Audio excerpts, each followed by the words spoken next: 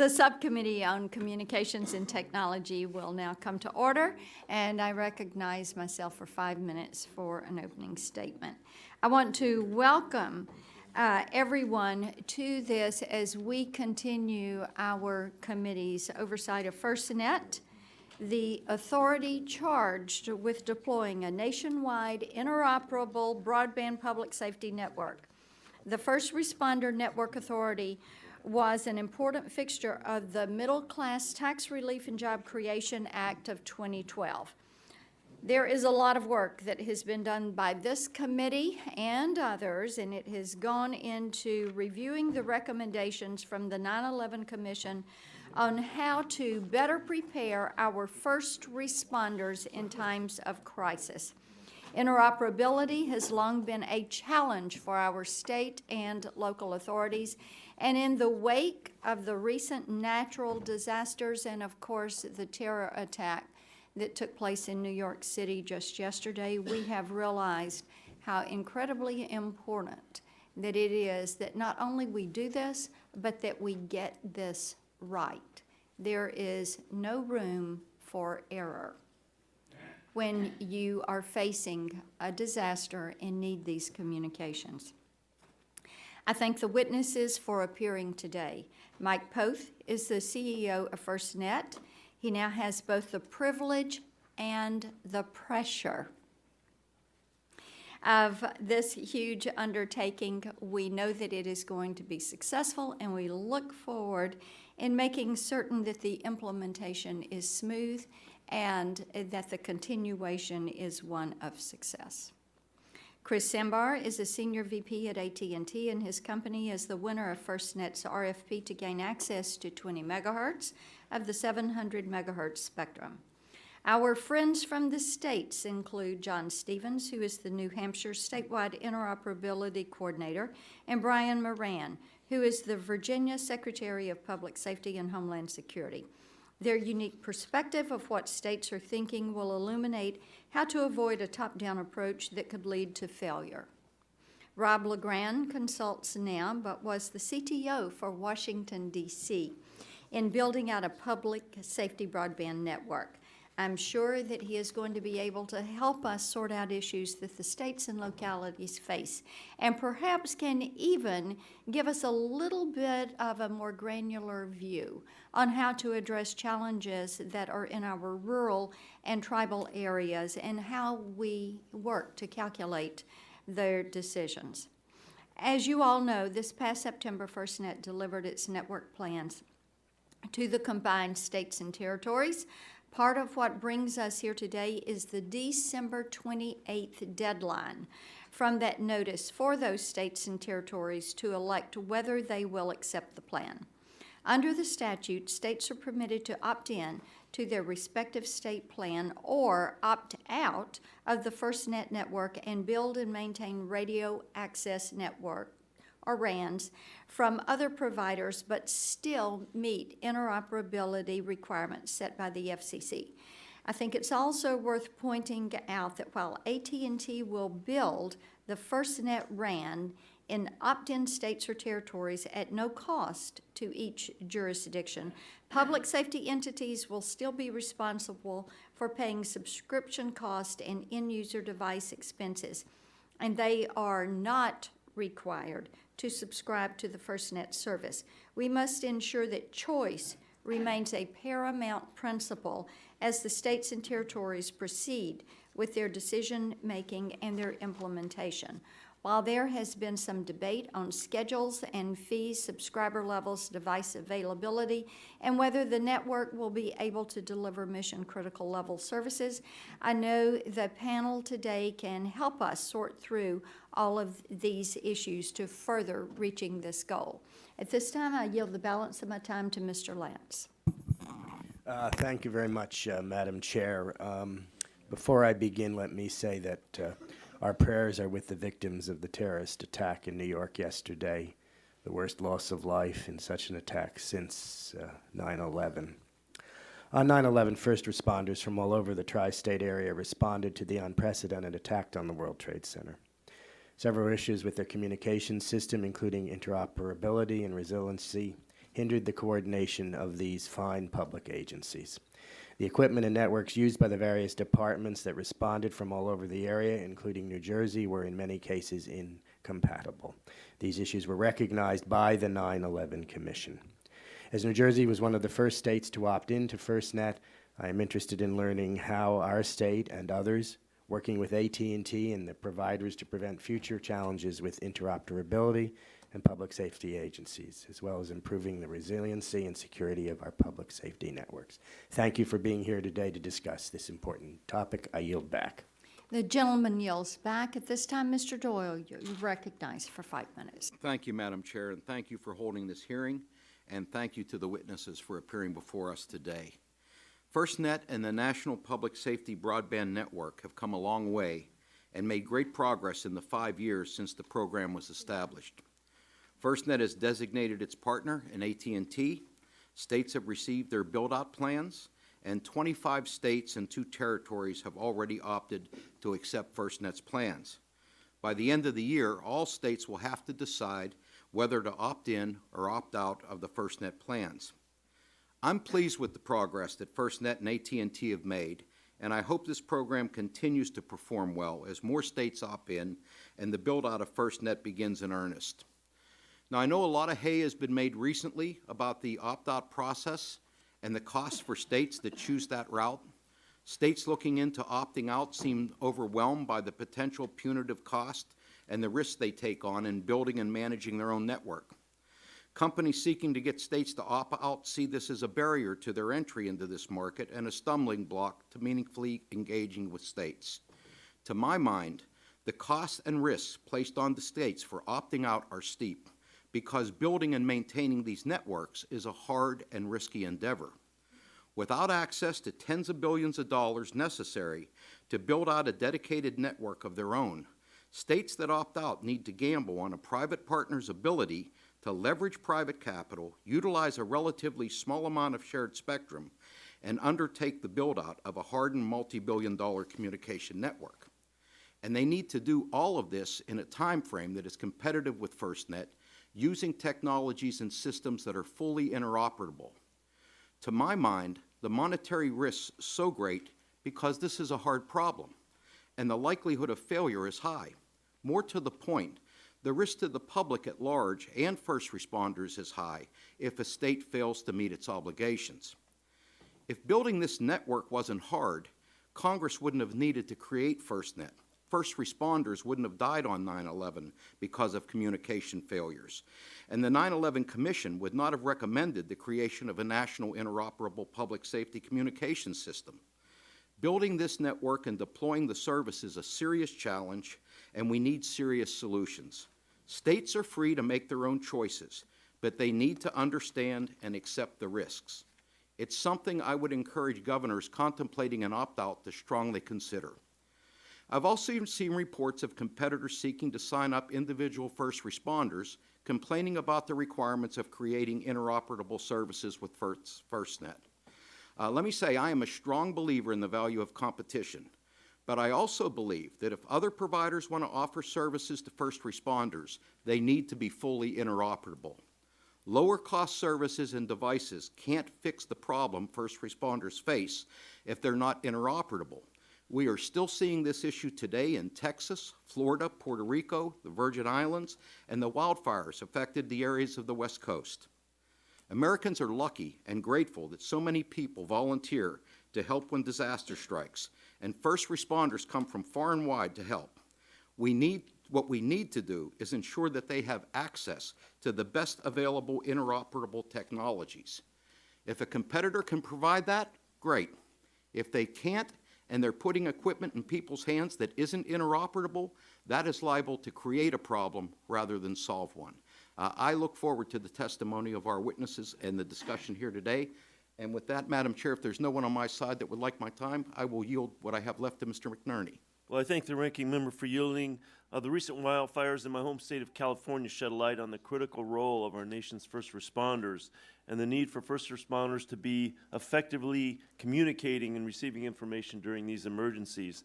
It's essential that we have a resilient and redundant interoperable broadband network so that our first responders are equipped to carry out their duties during natural disasters. But it's also important that this network be secure and able to withstand attacks from nefarious actors. We cannot afford for cybersecurity to be an afterthought in these scenarios because the consequences could be fatal. I look forward to the hearing and learn about FirstNet, what FirstNet is doing, and the progress that it's made so far, and I yield back.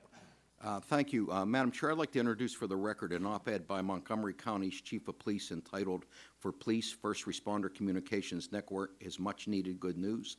And also I'd like to introduce the written testimony submitted by Verizon. Without objection, so ordered, and as we permit this, I would just like to say I noticed that there are several first responders in the audience today, and we recognize your presence, and we thank you ever so much for your service. You are indeed on the front lines. Chairman Walden is not here. Does anyone on the Republican side seek his time? No one seeking that time. Ranking Member Pallone is not here. Anyone else seeking time?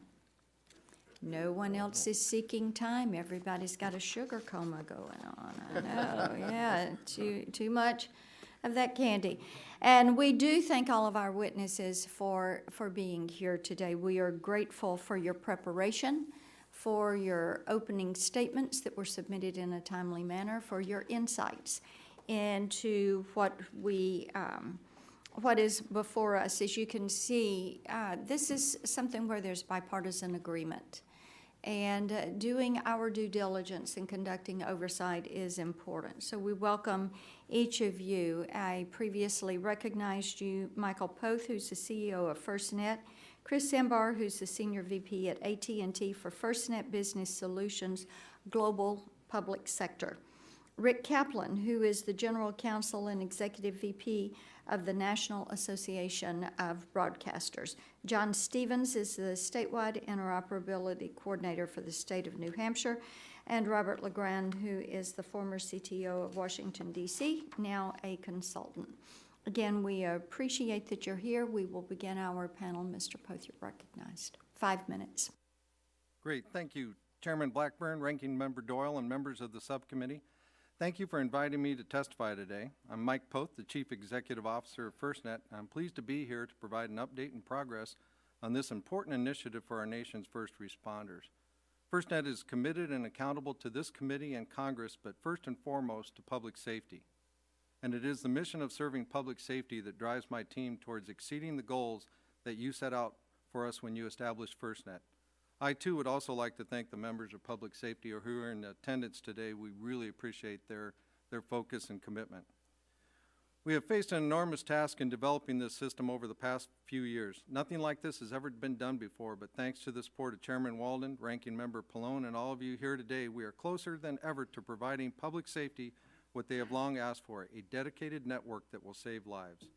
We have spent the better part of 3 years consulting with our partners in the states and territories and tribal nations to ensure that we have gathered the needs of local first responders. This is a very complex technical, operational, and logistical effort to meet the needs and expectations of public safety. Since our contract signing that Chairman Blackburn attended a little over 7 months ago, a significant progress has been made. I'm happy to report that AT&T has met or exceeded all of its required deliverables. There is a clear line of sight and plan for a successful implementation in the coming years, depending on the final determinations of the remaining states completing their due diligence on their options. We have now established a binding contractual mechanism to ensure the successful build-out in the 56 states and territories of a nationwide public safety broadband network and the financial sustainability to support this effort for the next 25 years. It is important to note that we're holding AT&T accountable while ensuring that we support their efforts. Their success is critical in order for this to work. If they fail, then we have to go back to the drawing board. It's important to remember and give context that through this contract, AT&T is already contractually obligated to build out the system in the 56 states and territories to the plan that has been submitted to each of those states. This includes spectrum lease payments, adoption targets, disincentive, and termination fees if they fail to meet the terms of the contract. Only in those states that decide to pursue building their own radio access network is that obligation lifted from AT&T. FirstNet, along with our Board of Directors, the Departments of Commerce, Justice, Homeland Security, and the Office of Management and Budget, continue to work alongside AT&T to ensure that they meet all the contractual requirements. Over the last 3 years, FirstNet's gone to great measures to make sure that all the states and governors fully understand the opportunities, risks, and challenges to opting out. It is important to note, however, that FirstNet will do everything possible to make sure that an opt-out is successful. This process is involved, as failure, as has been previously mentioned, at the national, state, or local levels is not an option for our first responders. We have delivered the final plans to the states and territories. 28 governors have approved and opted in, and another state will actually be announcing its opt-in choice this afternoon. This is truly an exciting time while the remaining 27 governors have 58 days left to make their final determination to either accept the FirstNet AT&T solution or assume the risks associated with opt-out. It is again important to note that FirstNet has been open and transparent in every step, ensuring that everyone who is involved in this process has as much information as possible. We built in new steps as needed that allowed the states and the business communities to step up and become true partners. Ultimately, each state and governor have all the information possible to make an informed decision. The public and first responders need us to be successful. Lives will depend on this network. This is a standard against which we will be measured. When you look at the recent storms that brought devastation to Texas, Florida, and Puerto Rico, and the inconceivable tragedies that took place in Las Vegas and now New York, communications are a vital part of any response and recovery. We are proud of what we have achieved thus far, but we also know that we have a long way to go to deliver to public safety what it truly needs and deserves. This has never been done before, and FirstNet will continue to work with each state and territory to get it right for them and for public safety. Thank you again, and I look forward to answering your questions. The gentleman yells back. Mr. Sambar, you're recognized for 5 minutes. Thank you. Chairman Blackburn, Ranking Member Doyle, members of the committee, I'm Chris Sambar, AT&T Senior Vice President. I'm responsible for AT&T's fulfillment of the FirstNet project, a special opportunity for AT&T and its dedicated employees to demonstrate their continued commitment spanning 2 centuries to public service and public safety. I'm proud to affirm to this committee that AT&T is on track to deliver on its commitments and has in fact met the first set of milestones identified in the FirstNet contract, as Mr. Poth mentioned. We have also launched the FirstNet application ecosystem, including an application store for America's first responders, as well as the first ever developer portal geared specifically for first responders. And now, again, as Mr. Poth mentioned, we have over half of the states and territories having made the decision to opt into FirstNet. AT&T is delivering on the promise of a dedicated, interoperable network that will give first responders in those states and territories the technology they need to effectively communicate and collaborate across agencies and jurisdictions. Before FirstNet, first responders frequently lacked the ability to communicate with each other and to coordinate incident response activities across agencies and jurisdictions. Relying on over 10,000 radio networks, as well as the same commercial networks that Americans use today, first responders have been hampered by a lack of interoperability and network congestion during times of significant emergency. The recent unprecedented sequence of natural disasters and public safety incidents over the past couple of months have reinforced the wisdom of the widespread bipartisan consensus of Congress in 2012 to establish the First Responder Network Authority, FirstNet, as an independent authority within NTIA to provide emergency responders with first nationwide high-speed broadband network dedicated to public safety. AT&T is honored to have been chosen to build and manage the FirstNet network. We committed to spend about $40 billion over the life of the FirstNet contract to build, operate, and maintain the network. AT&T also committed to connect the first responder network to our best-in-class telecommunications network, valued at over $180 billion, with a wireless network reaching 99.6% of the U.S. population. Moreover, AT&T submitted a plan that ensures that local commanders in opt-in states can adjust the access in times of emergencies to the services, featuring priority and preemption, allowing others, such as bus drivers during pre-storm evacuation or medical personnel after the storm has passed, to have access to the same services in time of need. Priority access means just that. In times of network congestion, our first responders will have communications precedent for primary users, be able to preempt other users off of the AT&T and FirstNet network. In earning the FirstNet contract, AT&T demonstrated its particular competencies with respect to world-class national disaster recovery. The National Disaster Recovery Team at AT&T recently demonstrated its value in preparation for and during the aftermath of the devastating hurricanes that recently hit Texas, Florida, Puerto Rico, the U.S. Virgin Islands, and most recently the California wildfires. We helped and are continuing to help restore communications in these areas by deploying an array of equipment, including portable cell sites, cell-on-light trucks, we call those COLTs, generators, charging stations, evacuee centers, and emergency communications vehicles.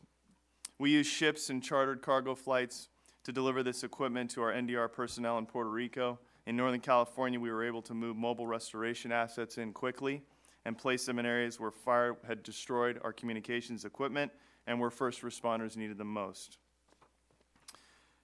In the meantime, there are significant and immediate benefits to states that opt in to the FirstNet network.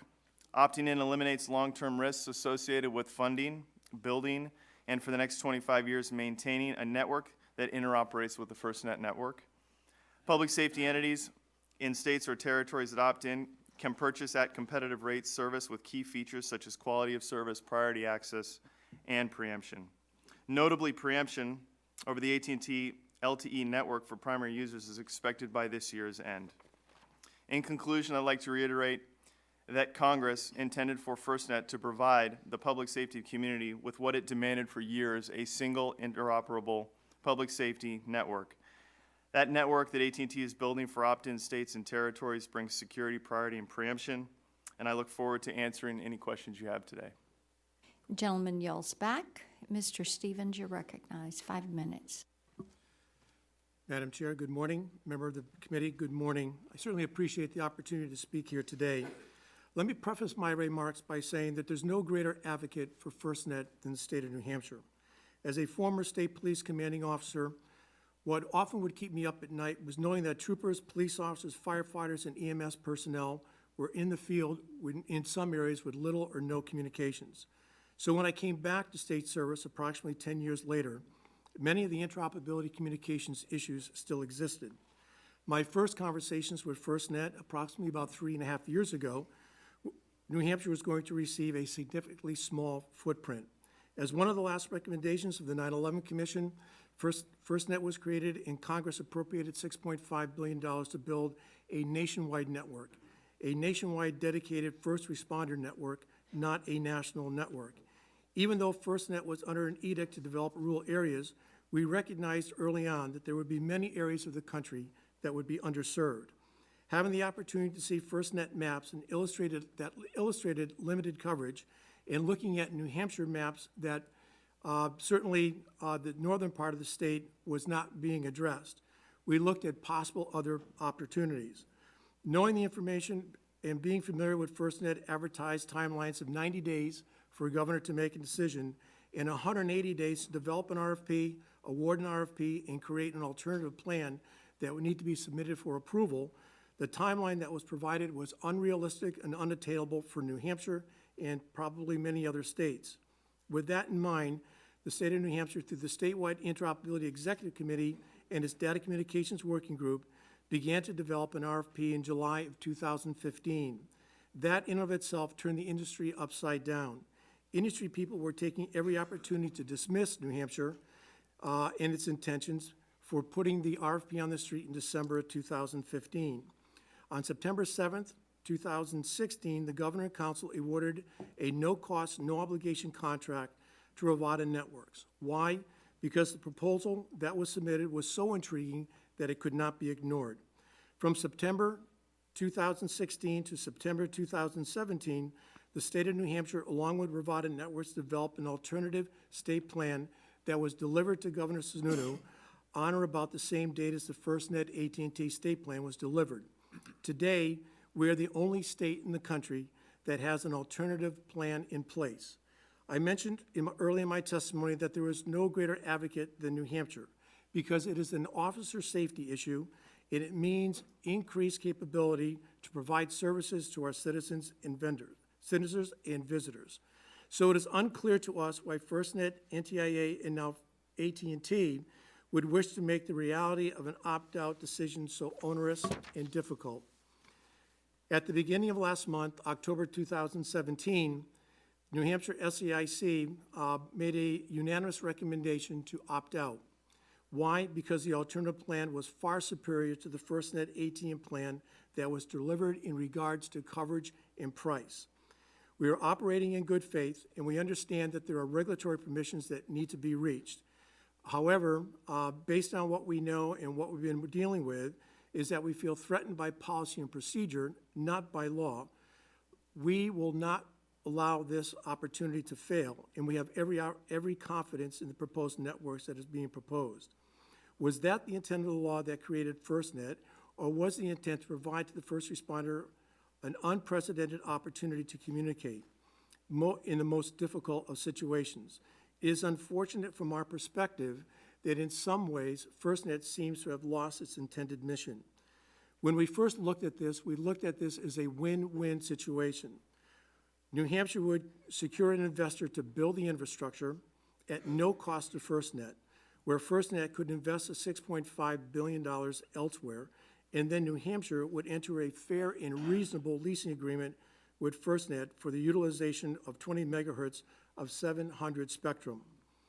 We've done our due diligence. We expect that in regards to the due diligence, I would be remiss in my responsibilities if in fact we did not go down this road to try to create an alternative plan. You know, FirstNet demands our transparency but fails to be transparent themselves. AT&T says it wants to work with the state, but says it will only negotiate pricing when the state opts in. NTIA says that it may take up to 2 years to improve an alternative plan.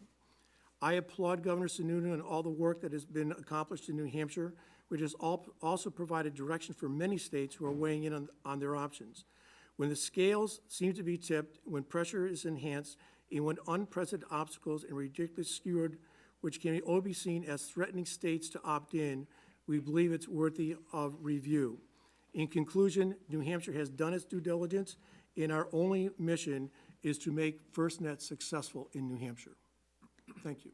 I thank you. Mr. Moran, 5 minutes. Well, good morning, Madam Chairman Blackburn, Ranking Member Doyle, members of the subcommittee. On behalf of Governor, I don't have to repeat that, do I? Good morning. On behalf of Governor Terry McAuliffe, I would like to thank you for this opportunity to discuss FirstNet and our mutual desire to equip our first responders with the interoperable communication capabilities necessary to respond to all hazards. Governor McAuliffe is proud that Virginia was the first state in the nation to opt in to FirstNet. Virginia decided to opt in July after a thorough review in order to provide public safety subscribers with the benefits of priority service at no cost to the Commonwealth, and to proceed with the build-out of Virginia's portion of the National Public Safety Broadband Network. We also viewed the decision to opt in as a way to promote competition within the public safety communications marketplace in order to reduce costs and drive innovation for public safety agencies. The option to opt out was thoroughly reviewed through in-depth engagement with our public safety stakeholders across the Commonwealth. But the unknown costs of network construction, maintenance, and operation were neither feasible nor determined to be in the best interest of Virginia. Virginia has long been a leader in the field of public safety interoperable emergency communications. Our success is based on our belief that first responders and emergency communications experts should lead the effort to identify solutions, as they are the ones who best understand the unique threats we face and the resources needed to respond. I am joined here today by local public safety professionals from Virginia who have been instrumental in promoting interoperability and guiding our decision to opt in. Fire Chief Richard Bowers from Fairfax County is leading the effort to leverage the benefits from our decision to opt in, and I know Loudon Chief Brower and others from Arlington County are here as well. Fairfax Fire has now has interoperability between their public safety radio system and broadband with the push-to-talk application. When Fairfax Fire deployed to Houston to support Hurricane Harvey response efforts, they were able to utilize priority service. Terry Hall from York County serves as the chair of the statewide Interoperability Executive Committee. Through the SIEC, they have facilitated a collaborative, multidisciplinary process to engage our local governments. Virginia's unique geography, critical infrastructure, and emerging threats require the Commonwealth's public safety community to be prepared for a wide range of threats. Since the attacks at the Pentagon on 9/11, the goal has been, and still is today, to ensure continued interoperable communication among our first responders.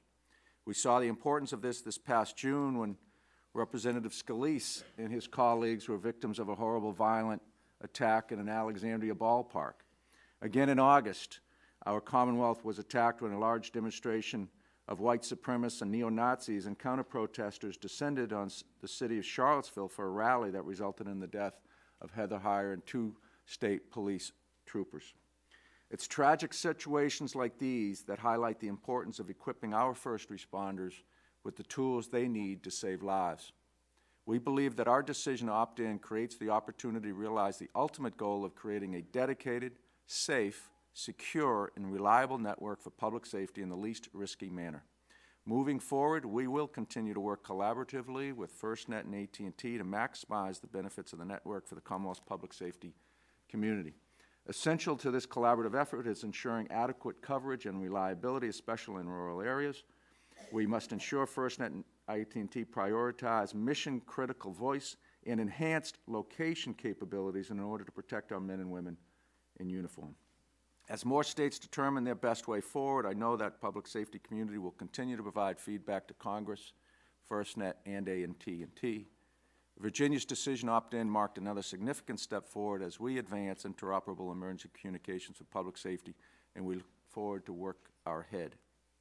Thank you again, and I look forward to answering your questions.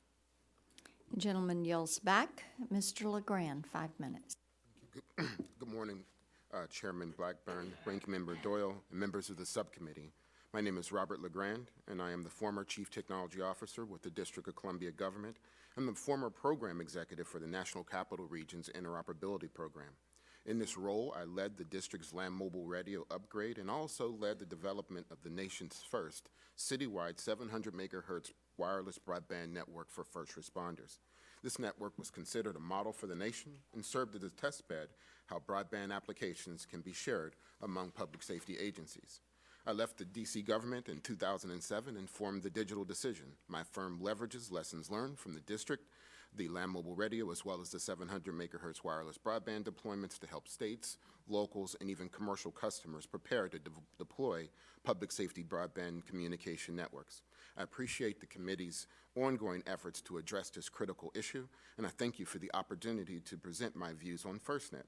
It's important to remember that FirstNet was created to address the communications problems that have plagued public safety for many years, especially the lack of interoperability, which we spoke about so many times already, among our first responders. Along with my public safety colleagues, I believe that a dedicated public safety broadband network was what was needed to address the public safety requirements. In discussions with the subcommittee prior to the legislation being passed, I referenced my previous experience on working on a Seawolf-class nuclear attack submarine. No one would disagree that the Navy in our fleet is America's first line of defense.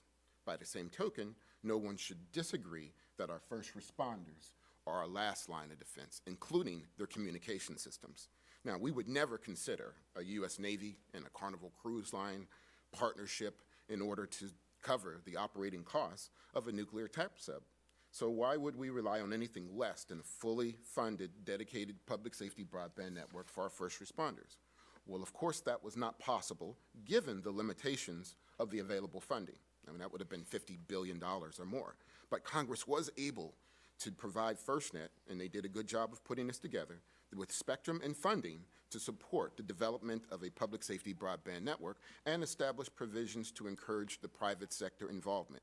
Now, while many public safety officials, including myself, fought for a true dedicated public safety broadband network, what we actually got from FirstNet is access to AT&T's network with public safety features and functions along with it.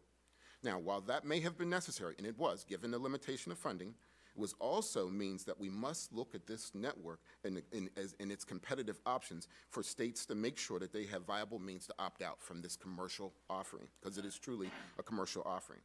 Now, unfortunately, I do not believe, as Mr. Stevens had mentioned earlier, that the opt-out requirements established under FirstNet adequately preserve the state's rights to make their own decisions and consider competitive options for the network providers.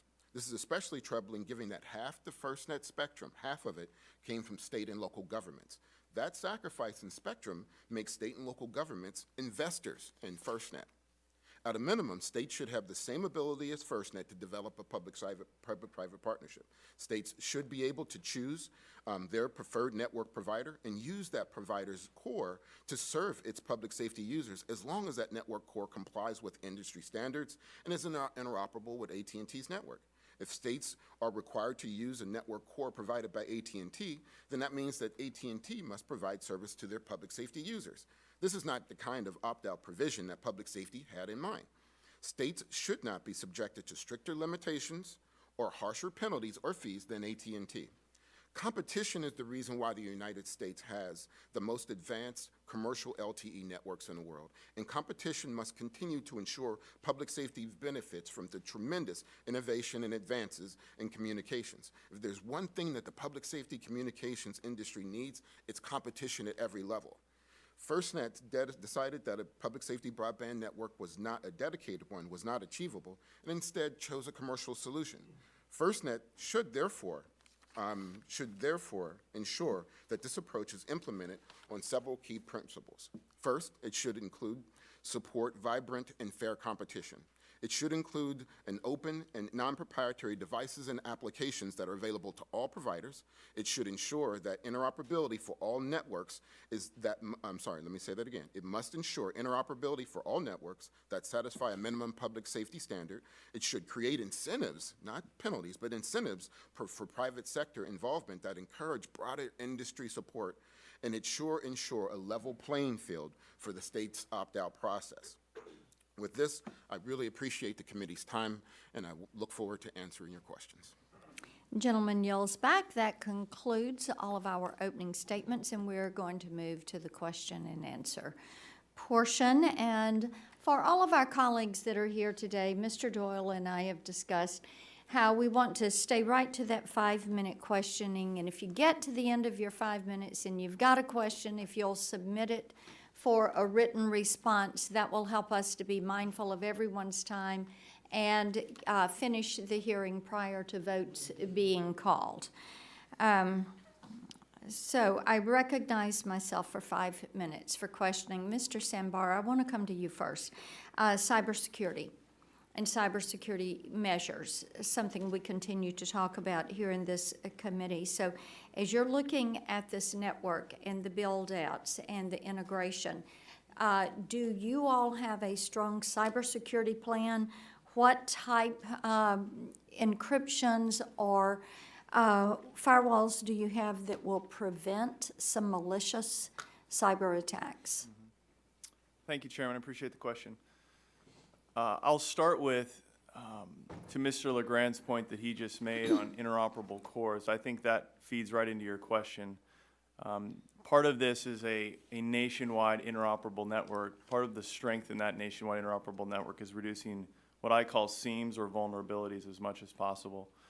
And when you try and have cores interoperate and enforce interoperability between cores, you introduce seams. That's why the interpretation of the law that was passed, the RFP that was issued, and the FirstNet authorities, as they've said publicly recently, core-to-core interoperability is not something that they're interested in because they don't want to introduce those vulnerabilities. So that's really the first step in cybersecurity. Next, beyond that, we are building a separate public safety core. So to say that this is going to be traffic on our commercial core is not correct. From a technical standpoint, we are building a separate interoperable public safety core network, which means all of the traffic for first responders that flow across this network will be on that core, not on our commercial core. So that's the next level of security. That core network will be encrypted from end to end. And we have designed that encryption at the direction of the FirstNet Authority to comply with various state and federal requirements. And then the last piece of this, well, there's actually another one. I could probably go on for 10 minutes, but I want No, to I've only respect got your time. 5. I That's understand, okay. so I'll respect your time. The next piece is the device itself in the first responder's hands. So we do self-certification on all of our devices, but the FirstNet Authority has a lab in Boulder, Colorado. Well, they will also be certifying the devices. Then the applications on the device. Oftentimes vulnerabilities are introduced to a device through the applications on the device. That's why we've set up a public safety app store. Specifically for public safety, you have to authenticate to get into this app store. It is not open to the public, where we can validate the security and functionality of those applications. And then the last piece of this is Security Operations Center. So AT&T operates a global security operations center. We are standing up a separate security operations center, roughly 100 people that will do nothing but 24 hours a day, 7 days a week, 365 days a year, monitor the traffic on this core network, the first responder traffic. So as you can see, multiple steps that we're taking to ensure cybersecurity is job one on this network. Okay. Mr. Stevens, I want to come to you and Mr. Moran. There are several of us on this panel that have rural areas, and I'm sure Mr. Loebsack's going to talk to you about some of this. And when we look at the expectation of build-out schedules, you talked a little bit about the timeline on the RFPN.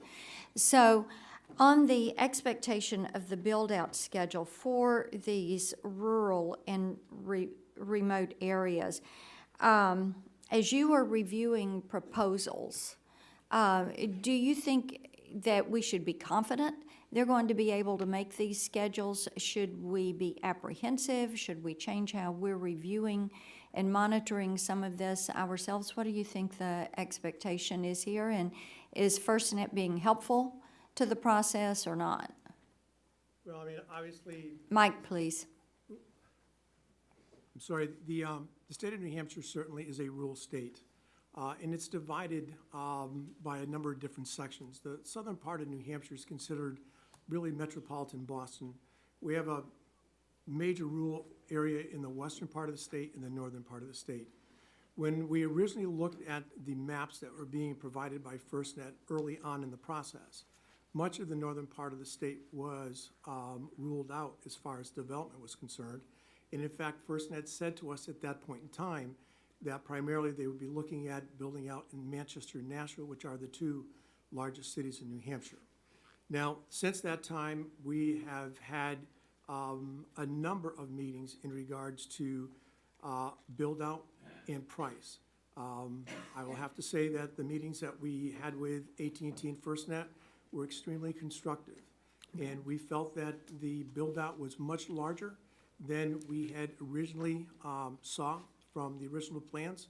However, what we were able to ascertain from our alternative plan was the alternative plan was providing for us statewide coverage from the northern part of New Hampshire to the southern tip and east to west. Thank you. Mr. Poth, I'm going to submit a question for the record for you on NTIA. I want to get some answers there. And Mr. LeGrand, I will submit one to you having to do with your work as state and local authorities. We've got a couple of points there. Gentleman is recognized for 5 minutes. Thank you. Mr. Moran, you look like you're a much younger, better-looking version of former Congressman Jim Moran. Are you related to him? I'm not sure. Will you accept my comments based on my answer? We could tell by your voice the minute you started talking. Welcome. Tell Jim we said hello. Will do. Mr. Poth, if a state opts out and contracts with a third party and the network fails or fails to meet its obligations, what are the risks and what are the obligations to FirstNet and other states? That's a great question, and thank you for that. As you point out, if a state that has opted out at any along the way, that 25-year period, is unable to continue because of the contractor or for whatever reason, we're going to instantly start working with that state to try to minimize the impacts to that state and most importantly to public safety in that state to reconstitute the network and try to move it forward. A lot of the things, as you mentioned in your opening statement, this is a very complicated network with a lot of moving parts, and if a state that opts out, and we're fully supportive of that, has those problems, then we are going to have to figure out ways to recover costs. FirstNet will not have the costs. AT&T is not obligated to put any money into that to help recover the costs in that state that has run into the problem. So we're going to be working with the state on how to quickly minimize. If they have, for example, received some funding, grant funding from NTIA that hasn't been completely expended, that may be an opportunity to use some of those funds to help get the network back to a point where it is, once again, nationwide inoperable. Thank you. Mr. Stevens, I understand that Rivada has conducted projects here and around the world and has some valuable experience, but I also understand that Rivada is not currently operating a live radio access network in the United States or, for that matter, anywhere else in the world. I understand they made you an offer you couldn't refuse, but I'm just curious, are you a little bit nervous contracting with a company that doesn't currently operate a network anywhere in the world?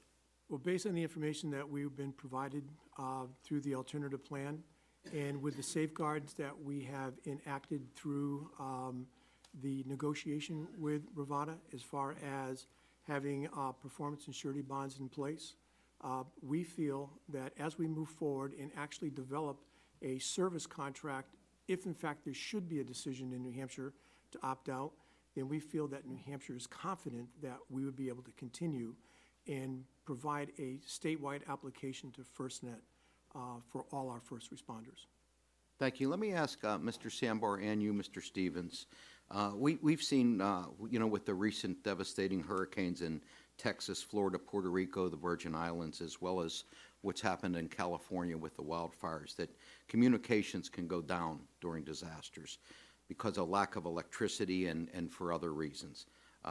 I would think a state would want to be assured that if the FirstNet network is supported by a carrier with the wherewithal and the experience to recover communication services during disasters.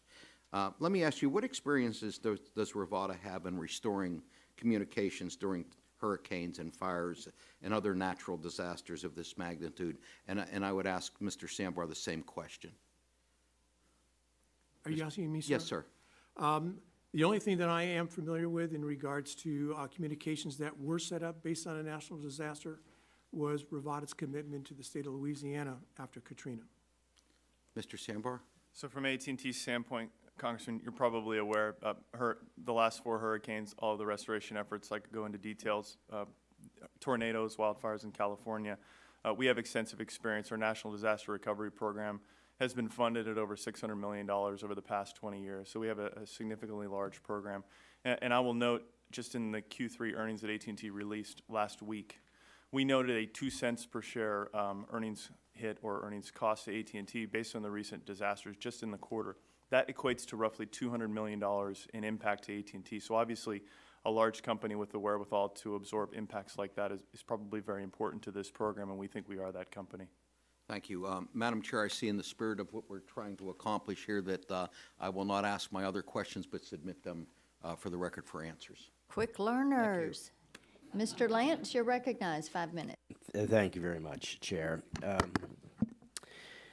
Mr. Poth, as I mentioned in my opening statement, interoperability issues faced by the first responders on 9/11 was a significant factor in the creation of FirstNet. The law allows state and local public safety agencies to make their own communications decisions, regardless of the state's opt-out decision. Consequently, it is likely that some public safety agencies will continue to use other network providers beside AT&T.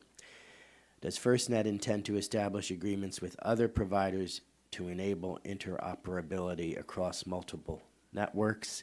And if not, how would that have an impact on public safety communications? So the current system will allow the inoperability, so another carrier provider to public safety, those devices will be able to talk to a FirstNet AT&T device.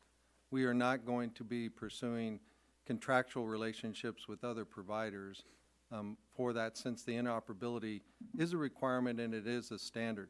We're also, as part of our statute, requiring open standards you know, for the devices and applications, as Mr. Sandbar mentioned earlier, for public safety. So we think that that addresses the needs. If a public safety agency, all the way down to a local firefighter, decides that the better solution for them is to go with another solution set other than the FirstNet one. Thank you. Mr. Sambar, would you like to comment on that? Yes, thank you, Congressman. So I would say, to make it brief, there are international standards which govern the wireless industry around the world called 3GPP standards. We have committed to the FirstNet Authority, which they asked us to commit to, that we will maintain those standards. We have for the past 40-plus years in the wireless industry, and we will continue to do so. It's the reason that when I text you on your phone, regardless of what provider you have, we can get a text across with no problem. We can send an email. We can talk to each other, and it works that way around the world. We will continue that. We're very interested in open, interoperable. Thank you. Mr. LeGrand, could you please comment on what the public safety implications would be in the case of failure to enable interoperability? Well, we need no, unfortunately, look any further than what happened in New York. That was tragic. And when I started my work here in Washington, D.C., believe it or not, in 2001, we didn't have any public safety communications at all in the WMATA tunnel systems. That was a program that I led with, I think there's a member of the fire department here proudly, with Chief Ramsey and Chief Thompson. I think it's important to note that what Mr. Sambar was referring to with regards to interoperability and 3GP standards, yeah, carriers have interoperability that they do every day. I mean, there's partners that AT&T has around the world. Core-to-core interoperability is what they do as a standard practice. What I'm advocating for is to make sure that we've established a swim lane internationally and nationally how carriers operate, and that we should not alter that because we have a commercial system that we're leveraging. We're not leveraging a dedicated network only for public safety. It's a shared network with the public. Now, it's segregated at the core, as he mentioned, but it's certainly shared at the RAN, which is the lower part of the architecture. Don't want to be too technical, don't want to go too far on this answer, but it's important that we continue to allow the carriers to exist, to fight for public safety's business. The bottom line is the biggest barrier of entry, and I've been around the country talking to folks, sir, and Frank Giannetti in Pittsburgh, Pennsylvania, where I'm from. You know, the biggest barrier of entry is cost. And the best way to drive down costs and to drive up innovation is competition. And oh, by the way, to ensure that the carriers follow the way they've already done business, which is to interoperate through those standards, and core-to-core is a part of that. Thank you very much, Mr. LeGrand. And Chair, I yield back 50 seconds. There you go. Mr. Loebsack for 5 minutes. Thank you, Madam Chair. I've abused the 5-minute rule in the past. I promise I won't do it this time. Thank you very much. Thank you. I readily admit that. I really appreciate this hearing today. And, yeah, Mr. Moran, I had the same thoughts. Thank you very much for being here today about your relation. I do greatly appreciate FirstNet's vigilance to ensure that rural areas of the country gain access to the nationwide public safety broadband network, including by specifying 15% geographic requirement for the prime contractor to partner with existing rural telecom providers. And we have a lot of those folks in Iowa. We do all over rural America. So to Mr. Sambar and to Mr. Poth, where is AT&T in its progress towards that 15% geographic requirement? Is there any public information that AT&T and or FirstNet can share with us on this issue? Thank you, Congressman. The 15% is a requirement contractually between AT&T and the FirstNet Authority. I will tell you, the network build is just beginning, so I can't give you a number today because we haven't actually built it yet. But I have no problem in the coming months and years of providing that information, whether it's in this forum or in a different forum. Yeah, we'd I'm like happy to keep provide track that. of that as we're progressing. Yeah, we're happy to. And what I will tell you is that based on the network designs that we have today, and again, only just over half of the states have opted in, but should all of the states opt in or close to all of the states, we actually think we'll exceed the 20% mark. So 15% is the bare minimum that we need to attain. We're actually looking at over 20% at this point. So we're very confident in our ability to hit that target and use those rural providers. As you both know, Iowa has opted in. So, Right, yes. right. And Thank you. And it's important to note also that in our contract, they are required to build out rural in each phase of the contract. They can't wait until the other areas that they wanted to build are built and then start rural. The next phase, they have to have 20% rural build out. The phase after that, 60%, 80, and all the way up to 100%. So how do we define a rural partner in situations like this? How's AT&T defined or FirstNet defined? I'm going to give the quick answer, and he'll give the detailed answer. We define it based on their definition, and he'll tell All you right, their go ahead. Right. definition. So They're the boss. we required in the RFP that they identify rural telco partners in each of the states that they had intended to partner with. And then that's what we're measuring them against to make sure that those relationships have in fact been consummated. So it's determined at the state level who rural is then? Is that? No, not at the state, at AT&T, who, as all the bidders had to, identified rural partners in each of the states. Right. Some have multiple telcos that they may be using, some might have used only. We're measuring them against what they committed to in their proposal. I have to throw it back to you, Mr. Sure. Sambar. So how do you define rural then? Sure, I think you're looking for a definition of the Yeah, word right. rural. FirstNet Authority define, because we were curious when we signed the contract, FirstNet defines it based on the Rural Electrification Act. Right. And it's 20,000 populations in a given geography, so Okay. we are following that definition. Okay, thank you so much. Yes, sir. And to you, Mr. Sambar, do AT&T's rural partnership efforts include only wireless networks and towers, or is AT&T also planning to leverage fiber backhaul assets? Yes, in sir. rural It will areas? be wireless, wireline, that includes cable, microwave, and fiber, so it will be all of the above. Okay, great, thank you. Still have some time left, Madam Chair. It will be essential that FirstNet is able to roam onto existing rural networks before the MPSBM is available. Mr. Poth, how are you ensuring that devices are developed that can successfully roam onto Tier 2 and Tier 3 rural wireless networks? That's a great question. I think I'll defer to Mr. Sandbar, since they are the ones that have to implement the A technology. lot of deference today, that's great, yeah. We defer back and forth, don't we? So the way the wireless world operates today is you have no issue when you go into different areas around the country, and I travel every week, whether it's a rural carrier in one area, and depending on what the backhaul is or the front haul with the wireless network, it doesn't matter. We will continue to do the same thing on the FirstNet network. And again, it's based on the 3GPP standards that I mentioned earlier. Those are international standards. So whether you're on a domestic wireless network owned by AT&T, a rural provider, or you're international, say you're in Mexico, South America, or somewhere in Europe, you'll be able to roam on any provider's network and it won't be an issue. Okay, and again, respecting the chair's request that we finish up in a timely fashion, I do have a question about affordability, but I think we can probably submit that for the record. Thank you, Madam Chair. And the gentleman yells back, and Mr. Shimkus, you're recognized for 5 minutes. Thank you, Madam Chair. I wonder how Lobsec got all my questions. How'd you get my questions over I there? lucked out, I was Yeah, before you, the, not normally am I, but. That's almost word for word. So he covered a lot of the rural concerns that that I had, but I guess I would want to follow up with the question of overbuilding that may occur. How, and that would be to Mr. Sambar, how do you protect from, we've seen overbuilding in other areas and other aspects of communication, and so what about overbuilding? Sure. Thank you, Congressman.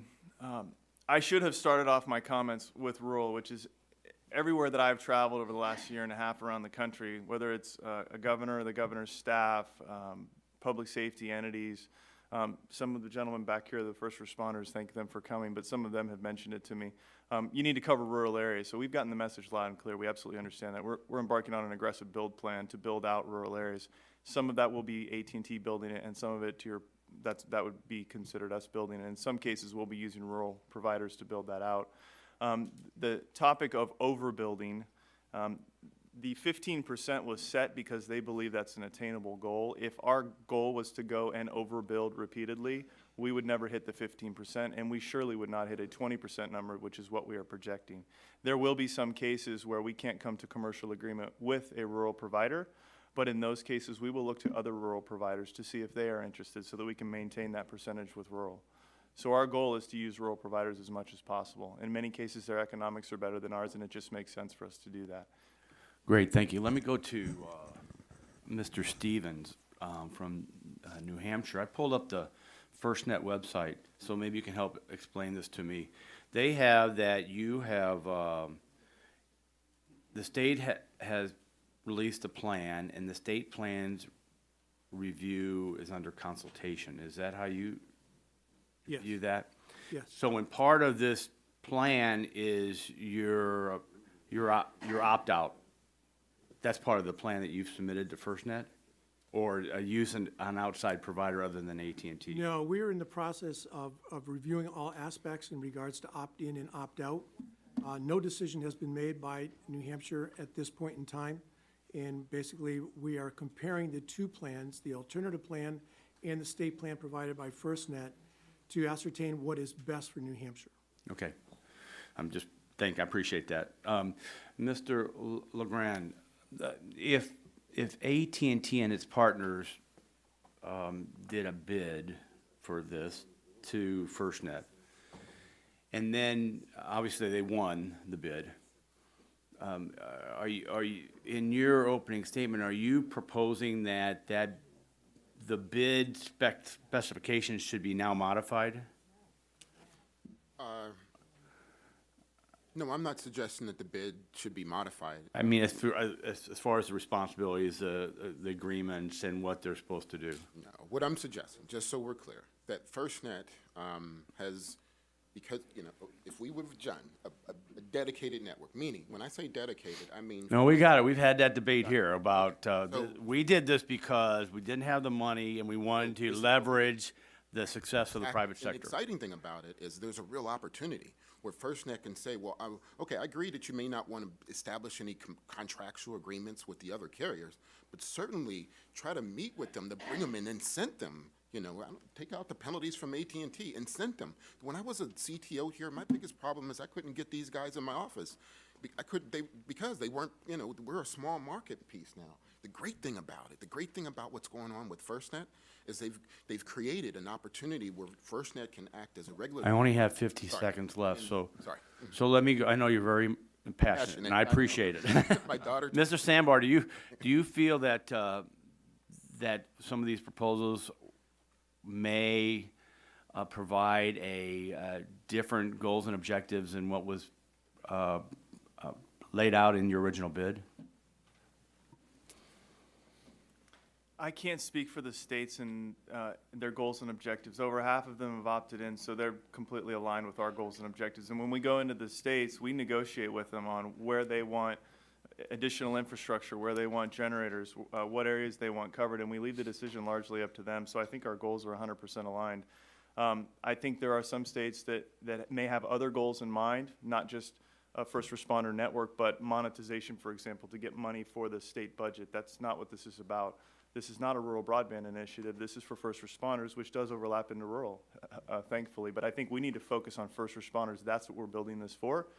This is not a money-making scheme. This is not a spectrum deal. This is for first responders for the next 25 years. Thank you very much. Yield back. Mr. Pallone, you're recognized for 5 minutes. Thank you, Madam Chairman. FirstNet implementation is essential for creating a state-of-the-art nationwide public safety network, and this is critical during emergencies. This week marks 5 years since Superstorm Sandy swept through my district, and the lessons of that storm are as applicable today as they were then. And 5 years later, I can say there are 3 things we need to focus on to make sure we're better prepared for the next major storm. First, we need to keep our networks online during these emergencies, and that's why I drafted the Sandy Act to give our network operators the resources they need to repair our networks during disasters. And that's also why I worked with the wireless industry to create the Wireless Network Resiliency Cooperative Framework to ensure people can call for help during an emergency, even if their network goes down. And second, we need to upgrade our 911 networks to be more secure and resilient and to handle the information required of a 21st century network. Among other things, that means ensuring that 911 knows your location when you place a call. And third, we need to get FirstNet operational as quickly as possible to give our first responders the tools they need to better protect us and coordinate emergency responses.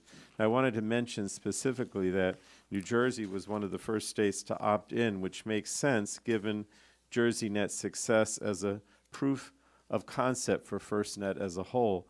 So I wanted to ask Mr. Poth, are there lessons learned from New Jersey's experience that can benefit the nationwide network? Absolutely, and New Jersey was a great example. The state did opt in. We've been working with them for years.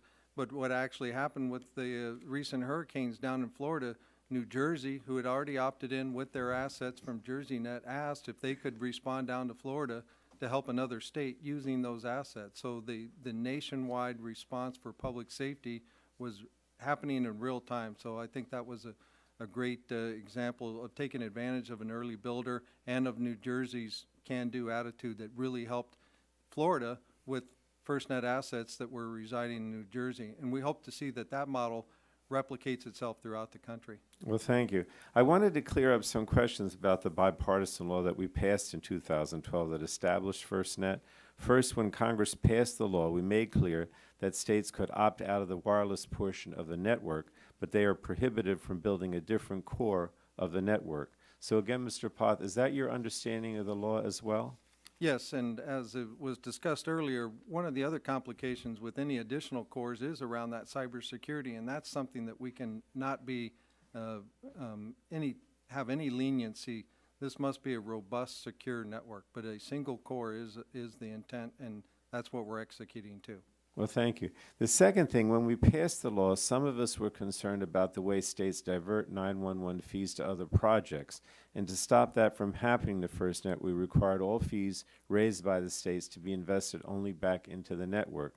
So let me ask Secretary Moran, if I can. Can you walk us through the financial considerations you took into account when Virginia decided to opt into the network? Well, first of all, in Virginia, we don't raise fees, so it's a low-tax state, very competitive for business. So the financial, Mr. Congressman, it was at no cost. What was one of our primary reasons for opting in was that it was at no cost to the Commonwealth. And in assessing and evaluating the options for the state to build out the network, it would have been cost prohibitive. And obviously our primary responsibility is, as yours is to provide that dedicated network to our first responder community. So we saw the no cost being one of the primary factors to make that decision. So there is no cost to the Commonwealth. I don't know if anybody mentioned it. You look a lot like your brother, but you sound just like him when you talk. Let me ask Mr. Sambar, going back to the three priorities I mentioned earlier, next generation 911, network resiliency, and FirstNet, as the only carrier testifying today, what are you doing to further these goals? So your three goals, I'll hit them in order. Networks online. If you use Hurricane Harvey in Texas as an example, at any time we had no more than 4% of our network down at any given time throughout Texas. That's when the hurricane hit through the week following with the floods. So we're pretty proud of our ability to keep networks online, and that's hundreds of thousands of people working very hard to keep the network going. Secondly, the 911 networks. AT&T is one of the largest carriers investing in the 911 networks, or next generation 911 in the United States. And we feel really good about the natural synergies between the next generation 911 that we're offering and the FirstNet network, and the ability to go from the call that the citizen is making into the 911 PSAP and out to the first responder over the FirstNet network. There's some real natural synergies there that work really well. And then getting FirstNet up and operational, and that's possible by a big carrier like us. We do start with our commercial network as the foundation. So states that have opted in, we already have subscribers signing up for FirstNet. They do start on our commercial core and our commercial network. They will graduate in March of next year to the FirstNet network, but we want to get it up and operational as soon as possible. We don't want states to have to wait 2, 3, 4, and 5 years. Thank you. I think that hits all of your priorities, Congressman. It does. Thank you. Thank you, Madam Chairman. Mr. Johnson, you're recognized for 5 minutes. Thank you, Madam Chairman, and it's a really important hearing. I represent a district in Ohio that is very, very needy in terms of broadband. There are many places throughout my district where we have high school children who have to go to the neighboring town to get to a Tim Hortons or a Panera Bread where there's a Wi-Fi so that they can do their homework assignments, or to a public library to get to a computer. Some schools, they even give out laptops, but the students don't have any connectivity to the outside world with which to do their work. So it's a really, really important issue for me. And when you think about the opportunities and the economics of it, companies aren't going to come into a region and set up facilities if they can't get access to their customers, to their suppliers, recruit employees, et cetera, et cetera. So it is a serious, I mean, the urban-rural divide is a very real thing from a broadband perspective.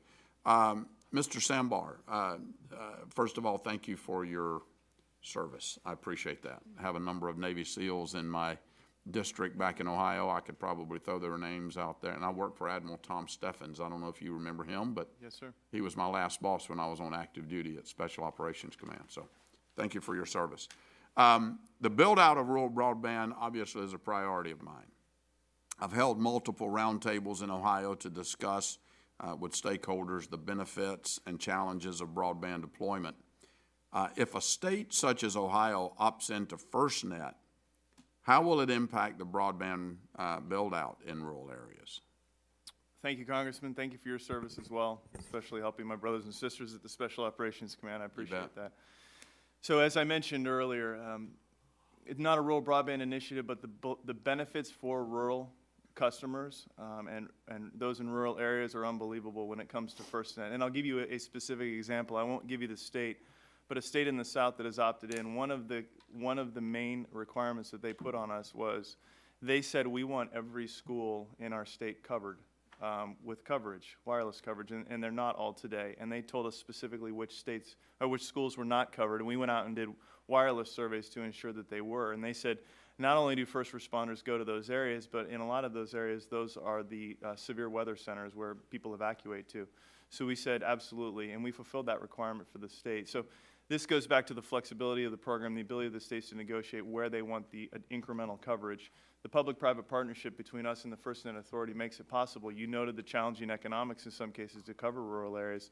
The economics of this program make that less challenging and easier for us to do so that we can fulfill the requirements and the desires of the states.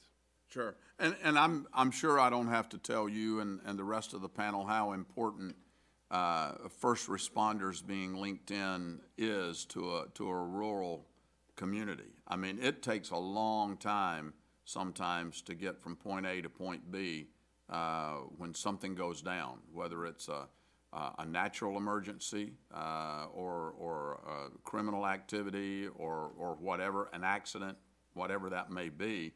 Having first responders as a part of that is critically important.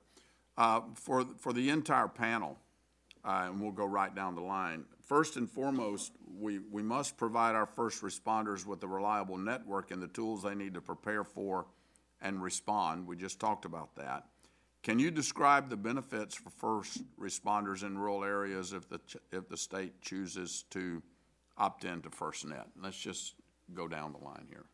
Through our exhaustive proposal process, we sought out a solution to do just that for the public safety in all 56 states and territories, whether it's rural or urban. And we are absolutely confident that the solution that we have picked based on public safety's feedback and the solution provider, in this case AT&T, will be able to meet that objective. Okay. Anybody else care to address that one? Sure, I'll give you 10 seconds of your 17 seconds. Okay. The benefits to the state of jobs and infrastructure, the rural broadband benefits to the state, and then features like priority, preemption, mission critical voice, all those things that public safety has been asking for years. Do you view it as a negative? I mean, if a state chooses to opt out, will it be a negative impact to first responders if a state opts out? I think there's some significant challenges if a state chooses to opt out. Of course, we will be happy to work with them. That's our charter, and we will do everything we can to be interoperable with that state. But there's some challenges as far as the time it'll take them to build it out, the reliability, redundancy of that network, interoperability, security of that network. There's some significant hurdles that they need to get over. Again, we're happy to work with them, but I think there would be a lot of concerns there. All right. Well, thank you, gentlemen. Gentleman yells back. Ms. Eshoo, you're recognized for 5 minutes. Thank you, Madam Chairwoman. Thank you to all of the witnesses and to the first responders here, with all due respect to everyone else in the room, including myself. I think you're the most important ones here.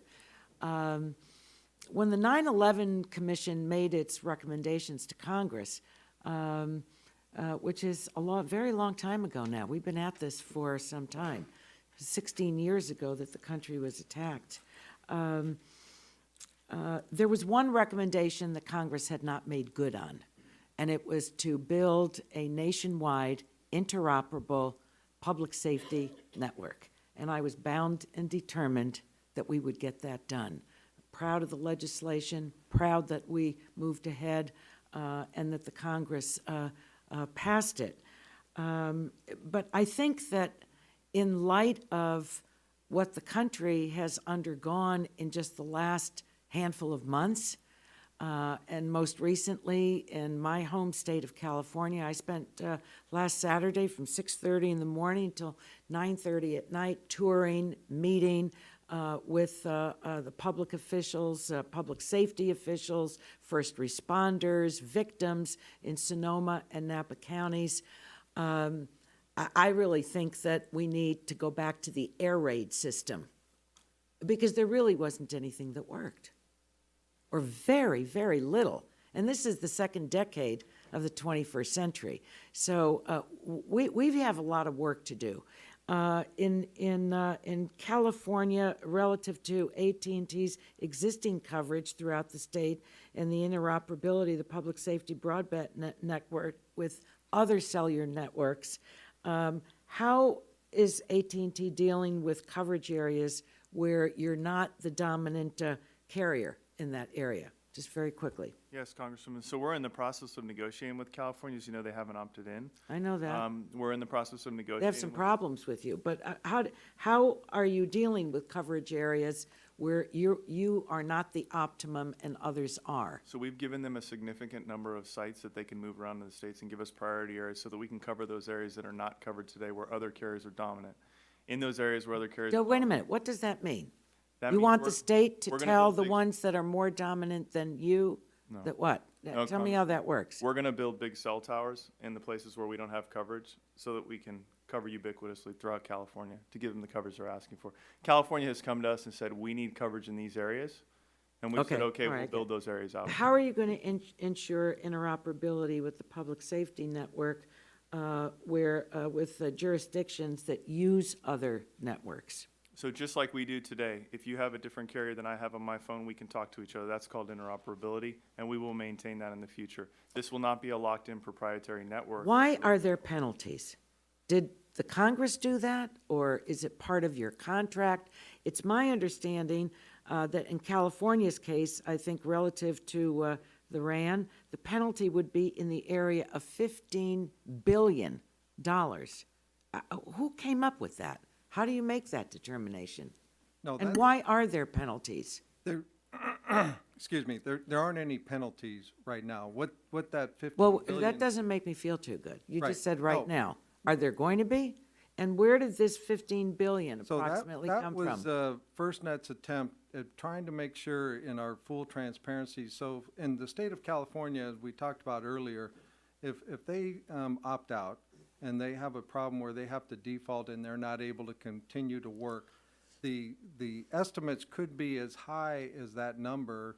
But I don't understand, is this a penalty for not opting in? No, absolutely not. Well, what is it for? So we tried to share with the states what we thought, because of this very involved, complex project, if we had to reconstitute the network from zero after a state has, implementation didn't work, that it could be as high as that. That's where I've said earlier, and I qualified, we are working with every state, including California, to minimize any of those impacts, and hopefully they would never even get to that point. So in our zeal to make sure Well, that. why even talk about penalties? I mean, obviously, if No, something doesn't work, the state's going to be responsible That's- and has to build up a system. That's what that number is, that it's not a penalty or fine if someone opted out and weren't able to complete it. There- Let me just ask, thank you for your leadership. Did you say, Mr. Sambar, that AT&T does not make any money on this? No, You said we're not in this for profit? We're It's a wonderful notion, That but would be nice it's if a we were- real, It'd be nice if we were philanthropists. it's a but- stunner to me. Yeah, we have shareholders that we're accountable to, so yes, we do have to make a profit off of it, so it is profitable Why did you for us. say it's not, why did It's a you say that? public-private partnership, and our primary All intent right, going all into right. this wasn't Yeah, to make well, money. Okay, good. I just want to make that, it's great to have a Moran here. either over there or at this part. It's just wonderful. Thank you for your leadership in the state. Thank you, Madam Chairwoman. Gentlelady yells back, Mr. Kinzinger for 5 minutes. Thank you, Madam Chair. Nothing wrong with making money. It is capitalism. I want to thank you, Chair, for yielding, for holding this hearing, and given the events that unfolded yesterday in New York and that are currently being investigated as a terrorist attack on our country, I think this hearing is especially timely today. Broadly speaking, we need to get this system operational and running efficiently so that we can respond to both natural disasters and, frankly, the next attack that's going to happen in the future. We know this is a generational fight we find ourselves in the middle in that'll probably last for the rest of my lifetime. But in that vein, Mr. Sambar, during recent emergencies, cell towers have become overwhelmed by the volume of calls and texts. Will first responders avoid similar communications hurdles using the network that AT&T and FirstNet are planning to deploy? Thank you, Congressman. Yes, that's exactly one of the primary purposes of this network, is so that first responders are not on the typical commercial networks, subjected to the same congestion that they would be otherwise subjected to on a commercial network. So there's two features called priority and preemption. Priority means that their data goes faster than anyone else's. So if they're trying to get a picture of a subject to another first responder to let them know what's going on, if they're trying to get a picture of a fire to a fire captain so that he knows the nature of the fire, how many engines he needs to send, that data will go through uninterrupted through the network. That's priority. Preemption, the next one, means that if a first responder is trying to get on the network and it is congested, which can happen anytime you have a crowd of people in an area, preemption will actually move someone on our commercial network off to another frequency band on our commercial network and allow that first responder on immediately. The only call that it won't preempt is a 911 call, so we will not take regular commercial citizens and kick them off if they're on a 911 call, but it will preempt other users off. So they will have an uninterrupted network experience. Excellent. That's really good to hear.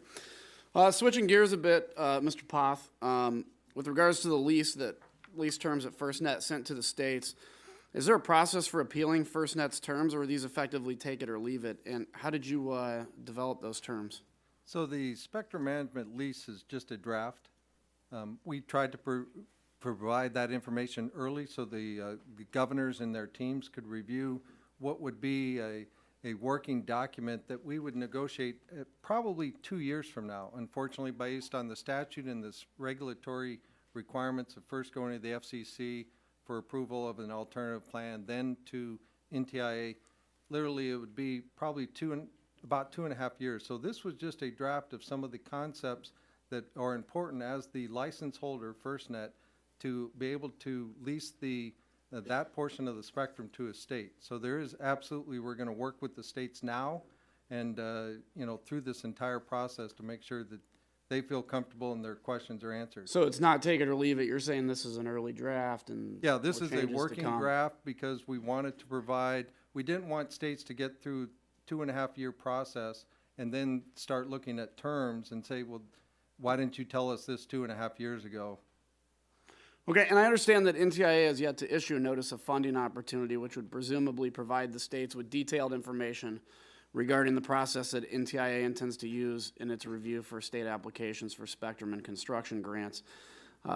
States now have less than 2 months to make a decision on opting in or opting out, and they're missing some pretty important data.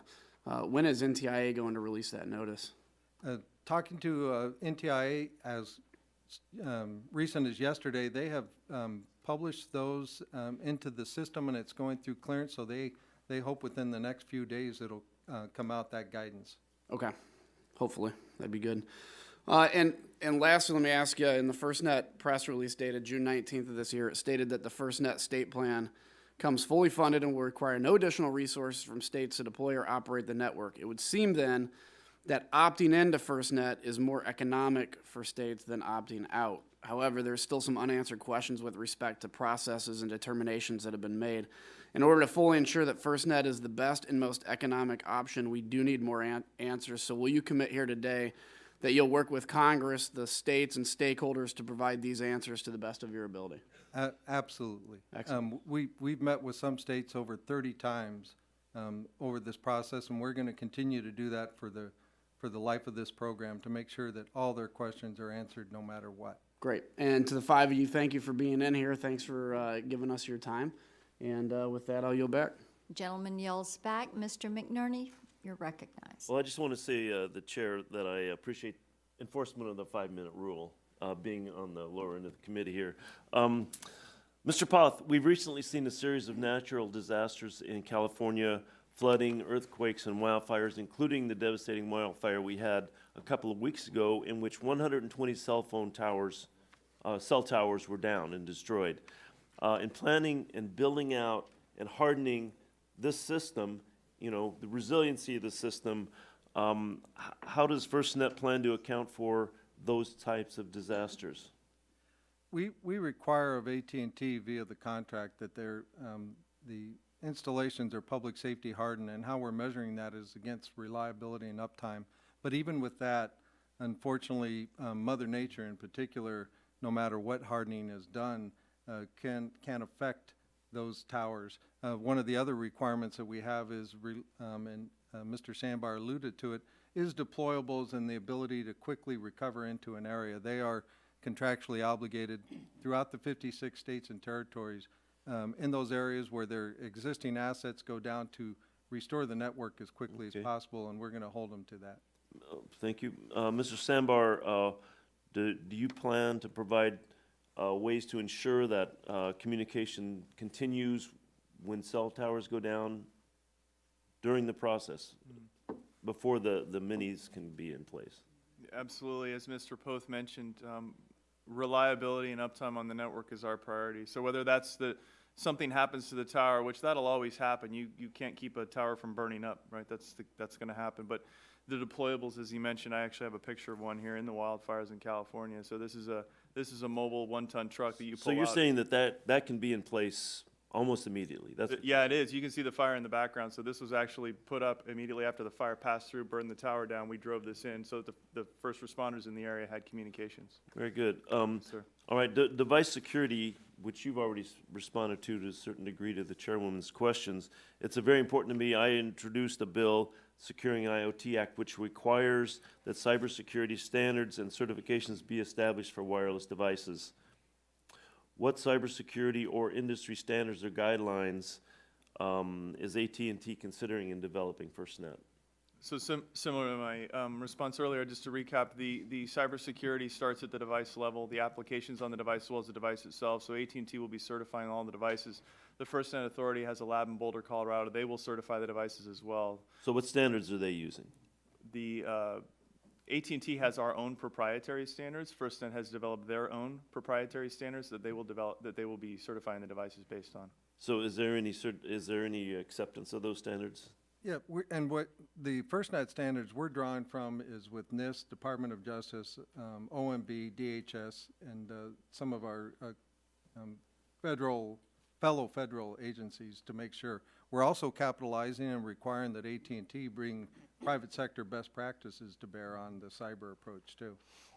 Okay, well, I understand that volunteers, first responders can bring their own devices. Yes. What steps are going to be taken to make sure those devices are cyber secure?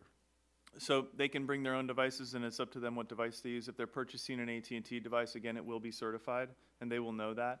The applications on their device are definitely a point of vulnerability, and we'll be certifying all the applications, putting them into a public safety application store so they can ensure that an application in that store is secure from a cybersecurity standpoint, as well as it functions correctly. Thank you. Mr. LeGrand, do you believe that FirstNet with AT&T can ensure competition at every level?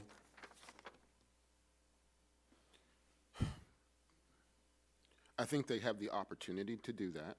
I think we should not treat this like it's, again, a dedicated public safety broadband network.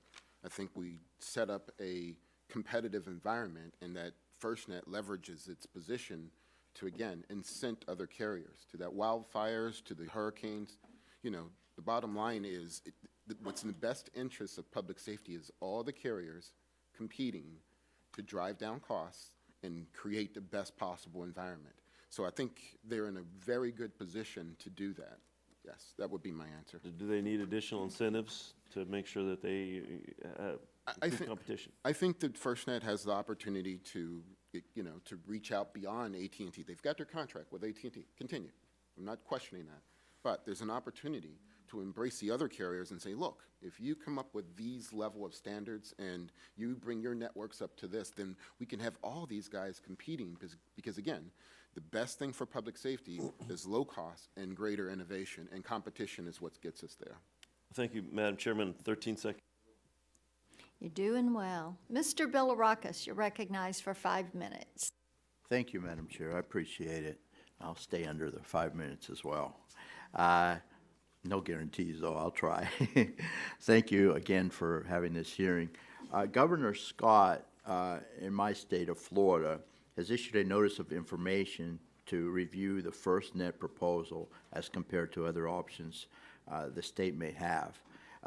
While we do not know the outcome of this inquiry, I do support the governor's due diligence to subject the proposal to competition in the marketplace and ensure it's right for our state. My question is to Mr. Sambar. I'm a representative of a coastal community in the Tampa Bay area, subject to hurricanes, as you know, with limited evacuation routes, unfortunately. I'm intrigued by the shifting of first responder priorities you discussed in your written testimony. Can you elaborate on the benefits of the selective ability to at-risk communities such as mine, please? Absolutely, and that's I believe you're referring to the priority and preemption services. Those are actually features that will be in the network. Priority exists today. We've been providing that to commercial customers for 2 years now. Preemption is a new feature that'll only be available for first responders, and that'll be by the end of this year. Preemption is really the one that first responders have been asking for, and that provides the ability in an area where a network is congested, if it's a coastal community prior to, during, after a storm, and there's a significant amount of congestion, maybe some of the towers aren't working properly, there's a limited amount of bandwidth. It ensures that first responders have first rights to that bandwidth, so they can actually move others off of the network, and they will have a seamless network experience wherever the network exists. So a terrific benefit for first responders. They've been asking for it for a long time, and we're going to be providing that to them very soon. Very good, thank you. Mr. Stevens, under the 2012 Act that authorized the FirstNet, Congress directed FirstNet to develop a plan for each state to deploy the network. From your perspective, has there been sufficient engagement from FirstNet with the states? Yes. We have had good conversations with FirstNet along with AT&T along the process. However, we took advantage of the opportunity that the law provided that we would go down the road by developing an alternative plan. As you said, sir, New Hampshire has done its due diligence, and we have 2 viable plans that we're looking at for comparison. Very good, thank you. And I'll yield back, Madam Chair. Thank you. Gentleman yields back. Ms. Matsui, you're recognized. Thank you, Madam Chairman. I thank the witnesses for being here today. As you know, the FirstNet contract requires a 25-year performance period. That means that the life cycle of this contract will see the deployment of next-generation wireless broadband networks for both consumers and first responders. Mr. Sambar, could you discuss how auctions that would deliver spectrum suitable for 5G networks also could be critically important for the continued upgrades necessary for the first responders on your network? Thank you, Congresswoman. I appreciate that question because when the RFP was initially written by the FirstNet Authority, it spoke to the band 14 spectrum, that one piece of 20 megahertz spectrum that was allocated, and putting up that spectrum and making that available to public safety. And we changed it around a little bit, and we said, yes, we'll do that, and we're going to cover significant percentage of the population with it, but we are also going to make available all of our spectrum bands. So as we move into a 5G world, millimeter wave technology, small cells on street corners, the first responder may connect to band 14 on a tower a quarter mile or a half mile away, but they may connect to the street corner small cell, which is a 5G small cell. It may not be band 14, it may be something else, but it may give them 10 times the speed that they would have had on the band 14 connection a quarter or a half mile away. So we're really opening up our network so that first responders have the best possible connection possible. Okay, great. Ms. Moran, what is the importance of deploying next-generation wireless broadband networks to states? Oh, it's critically important, as has been noted throughout this hearing, to provide our first responders the latest and greatest technology is critical to responding to what is an expanding and even more dangerous threat environment. Being in this position, recognizing whether it be natural disasters or hurricanes and tornadoes, to now, more man-made disasters. If we can provide our first responders with the technology, the firefighters, with the location technology, they can be in a building and be located immediately, as well as the victims that might be present. I mean, it's critically important. So that's why we opted in, because we just saw the positive benefits and with no cost. And so it was though we thoroughly reviewed the decision, we think it is the right decision. Okay, thank you. Mr. McNerney talked about the wildfires that cut through Northern California, which we visited this last weekend. And we also, in my district, also have quite a few flooding risks also. And California is currently in a review process and considering how to evaluate its decision. Mr. Poth, what network assets will FirstNet be able to provide that will assist first responders in my district meet such a diverse set of emergencies, such as fires and extreme flooding? I mean, we have both. Right. And maybe even earthquakes too, so you never know. And that's part of the process that the state is looking at right now, and the proposals that we have on the table that AT&T is working with. The state has also identified those areas that are high risk to them because they are responding to those areas. And based on that feedback from public safety, the people actually having to do the work is what is informing AT&T's solution as to where to put fixed assets or to ensure that there's closer responsive deployables. Right, okay, thank you. Now, with FirstNet having delivered plans to states at the end of September, governors and state single points of contact are currently reviewing FirstNet's maps of wireless broadband coverage. A critical piece in the success of FirstNet is its ability to provide public safety officials and first responders with access to communications in even the most rural and remote areas of our states and districts. These maps must represent where coverage does and doesn't exist, so these areas are not left behind. Mr. Poth, what steps did FirstNet take to ensure these coverage maps are accurate? And is it possible to use the lessons learned from that effort to furnish the committee's larger efforts to gather more accurate broadband data? Yes, so we have been, for the last 3 years in particular, but since the inception of FirstNet, working with all the states to understand their coverage, their perception of coverage, and what the actual coverage they believe. Now with the plans, we delivered earlier, 3 months prior to the actual September date, drafts of those plans with the coverage so that they could start seeing it to validate against what they know. And that is what's been driving a lot of the conversations as to where they want to go and what they need to do. We are using those coverage, and ultimately it'll be a build out. It's not going to be day one where all the coverage needs are met. It won't even be met by year 5, but it will continue to grow, and that's what the states are looking at. Okay, thank you very much, and I yield back. Ms. Walters, you're recognized for 5 minutes. Thank you, Madam Chairman. Thank you to the subcommittee for holding this hearing and for our witnesses for their testimony. My home state is California as well, and I know that many of my colleagues have discussed that we are particularly susceptible to widespread natural disasters, including wildfires, earthquakes, and flooding. And as you all know, because we've been discussing it in recent weeks, California experienced the most devastating wildfires in the state's history. 43 people died, nearly 9,000 structures were destroyed, and it will take years for the areas impacted by the fires to fully recover. Canyon Fire 2, which occurred in my district, required the evacuation of thousands of residents. California is vulnerable to both natural disasters and terrorist attacks. Given the size of the state and its large population, it is critical that California's first responders have a reliable public safety network. And one of the problems of sitting in this front row is that many of your questions get asked already because you're low man on the totem pole. So I'm going to ask Mr. Sambar, do you have any comment on the testimony you've heard here today from your colleagues or the statements filed by others in this hearing? Generally speaking, I appreciate the dialogue. There was some testimony submitted by Verizon at the beginning, and I know it was not read out today, but there's a couple of points in there that I think are important to address in front of this committee. One is the interoperability of core networks, and I think we've beat that horse to death, but serious reasons why cybersecurity becomes an issue when you interoperate the cores. And that won't be allowed, it doesn't sound like, not by our rules, but by others, including the original legislation. There's also a portion of this testimony where, I'll quote from it real briefly here. The FirstNet RFP was established as a spectrum deal. And further quoting, we have never had an interest in FirstNet spectrum and could not justify the investment required to build out spectrum that we had no intention of using commercially. So this is from Verizon's testimony. And I personally take exception to this. So it was noted earlier, my military service, I spent 23 years between active and reserves in the military. This job and this task is personal to me. This is not a spectrum deal.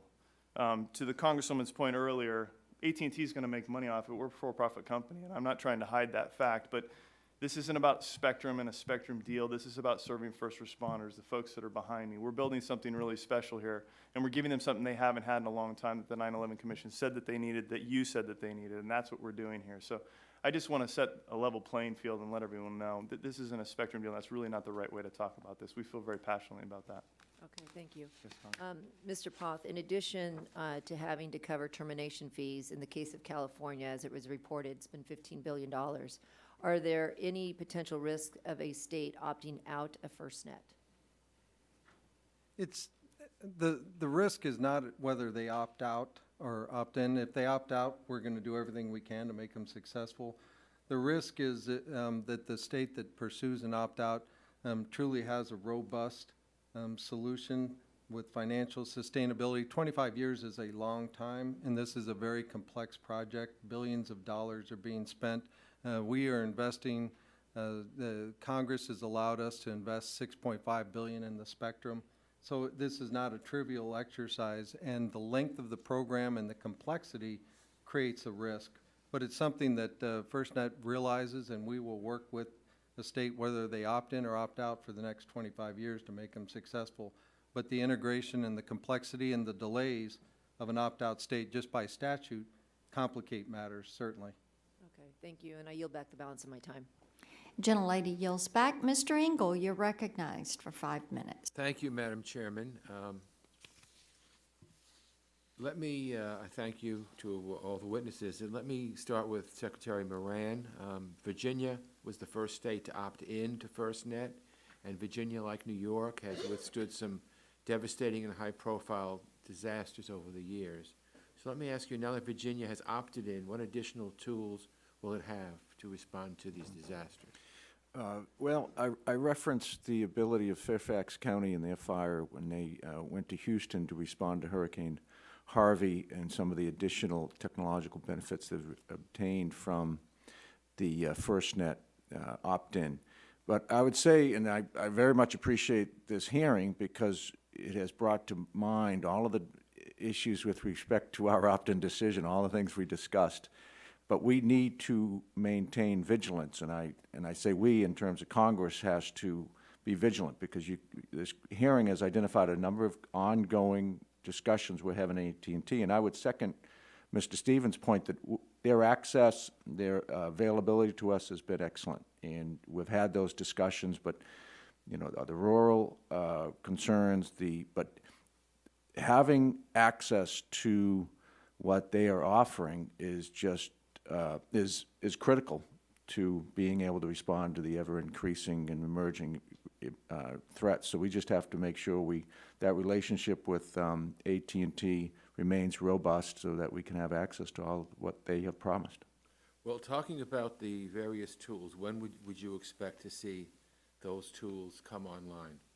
Well, Congressman, one of the reasons we adopted so quickly in July is because Fairfax and other carriers in other localities that had already had access to AT&T could immediately gain access to the expanded broadband capabilities. And so some of that has gone on. Now, in full disclosure, AT&T does not have the coverage of other providers in Virginia. And so there has to be a significant build-out of the AT&T services in Virginia for all of our localities to be able to benefit. Thank you. Mr. Poth, I have a few questions for you. For states that decide to opt out, I understand that FirstNet will require those states to meet certain subscriber targets. I guess that's true, right? Yes, what we're trying to achieve is the purpose of this is for public safety. And we're not requiring the states, but the state's contractor to make sure that the solution that they provide will meet public safety's needs in that state, and that they adopt to be able to take advantage of this nationwide interoperable network.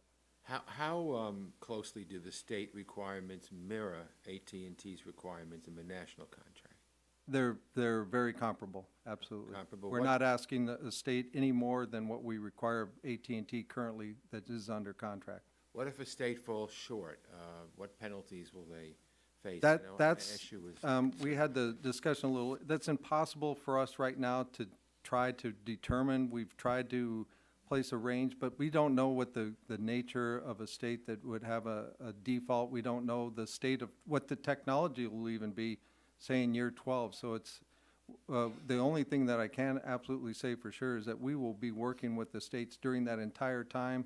And if there is a problem or a default, then we will work with them quickly to try to recover and restore that network at the minimal impact to all on behalf of that state and public safety. Now, FirstNet was started within the National Telecommunications and Information Administration, which is part of the Department of Commerce. Am I correct about that? Yes, yes, Yeah. sir. So the legislation that created FirstNet envisioned it being spun off to operate independently at some point in the future. Is that true? Well, I'm not sure it was ever intended to be completely spun off, but we are an independent authority, and we are work very effectively with our partners at NTIA and Commerce and all the other federal agencies. So can you briefly discuss the pros and cons of FirstNet operating as an independent entity? Well, we've had a lot of flexibility and speed to deployment that we like to say because of this procurement. Although people may argue it's been impossibly long since the statute was passed, we've accomplished a great deal in a short time, and we attribute a lot of that to the independence that we're able to work within the rules and requirements in the federal government, but much more in a much more quick and nimble way.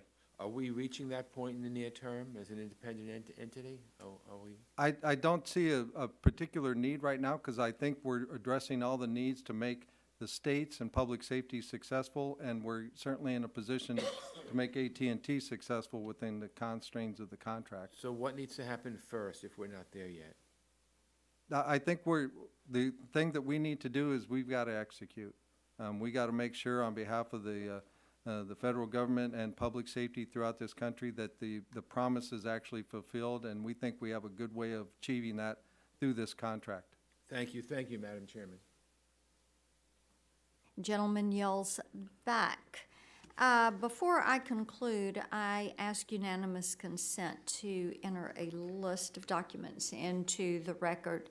An op-ed from Thomas Manger, a letter that was submitted by Mr. Doyle by Verizon, a letter from Governor Sununu of New Hampshire to his fellow governors, Governor Sununu's first executive order, a letter from the Competitive Carriers Association, Chairman and Ranking Members' statements for the record, Mr. Sambar's picture. We need that, of the mobile tower in front of the wildfire. And the International Association of Fire Chiefs letter. Without objection, so ordered. Seeing there are no further members wishing to ask questions for the panel, I want to thank all of you for being here today. Pursuant to committee rules, I remind members that they have 10 business days to submit additional questions for the record, and I ask that witnesses submit their responses within 10 business days. Seeing no further business before the subcommittee today, without objection, subcommittee's adjourned.